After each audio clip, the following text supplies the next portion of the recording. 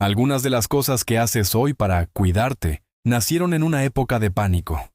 Quedarse en casa, aislar barcos, contar los muertos cada semana. Todo eso se inventó cuando Europa se detuvo por la peste negra. De la catástrofe al hábito, así es como el terror se volvió rutina. Quédate hasta el final, porque vas a descubrir qué costumbres de hoy vienen directamente del siglo XIV. Entre 1347 y 1351, la peste negra arrasó Europa. Fue una catástrofe sin precedentes. Murieron decenas de millones de personas. Se estima que cerca de la mitad de la población europea desapareció en apenas 4 años. El culpable: una bacteria llamada Yersinia pestis, transmitida por las pulgas de los roedores, y como se supo más tarde, en algunos brotes, también a través del aire entre personas. Durante siglos, se debatió si esa fue la causa real, pero el ADN antiguo, extraído de víctimas de la época, lo ha confirmado.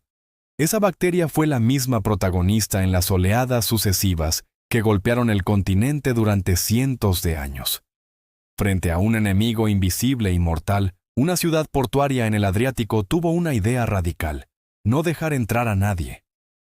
En 1377, Ragusa, la actual Dubrovnik, ordenó que todos los viajeros y marineros que llegaban a su puerto esperaran aislados durante 30 días en islas cercanas antes de poder pisar la ciudad.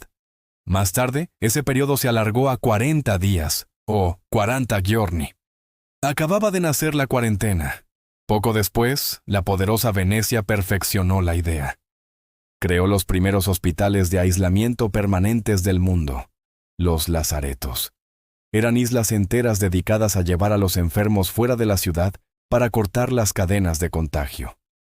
La lógica era simple pero revolucionaria: aislar en el tiempo y aislar en el espacio. Pero, ¿qué hacían dentro de las ciudades? Sin tener ni la más remota idea de lo que era una bacteria, entendieron la lógica del contacto. Empezaron a cerrar mercados, a prohibir las reuniones públicas y los funerales masivos. Se sellaban las casas de los infectados con los habitantes dentro y se quemaban sus ropas y pertenencias para purificar el ambiente. Eran versiones muy toscas, a veces brutales, de lo que hoy llamamos distancia social y desinfección. Pero para la época, demostraron ser medidas sorprendentemente efectivas. Ahora, seguro que estás pensando en la imagen más icónica de la peste: el médico con esa máscara de pico de pájaro.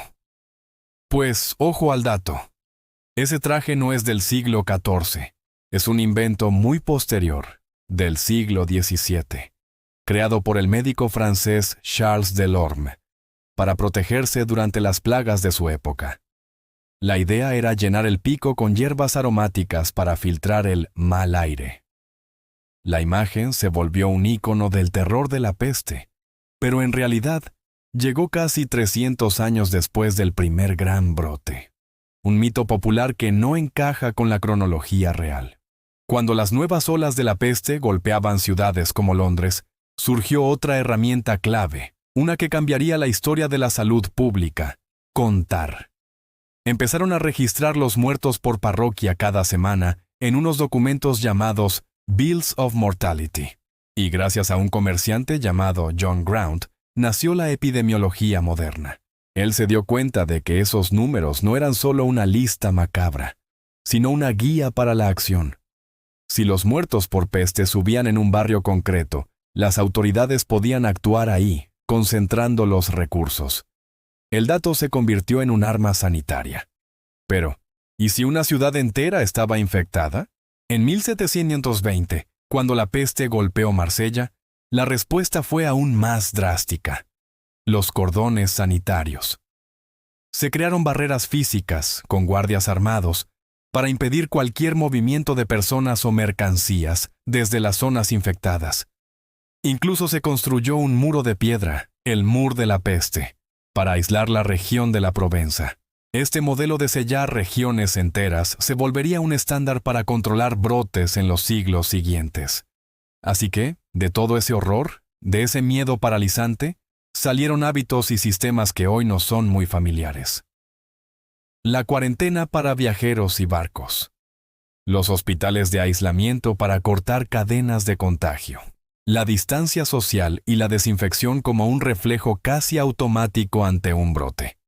Y sobre todo, la vigilancia de datos, esos reportes periódicos que guían las decisiones de salud pública en todo el mundo.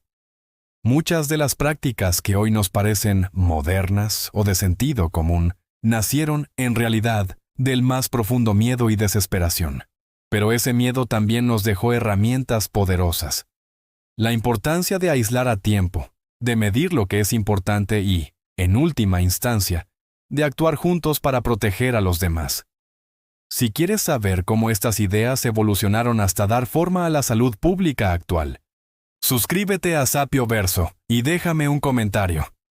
¿Qué hábito de todos los que hemos visto te sorprendió más descubrir que viene de la peste negra? Nos vemos en el próximo video.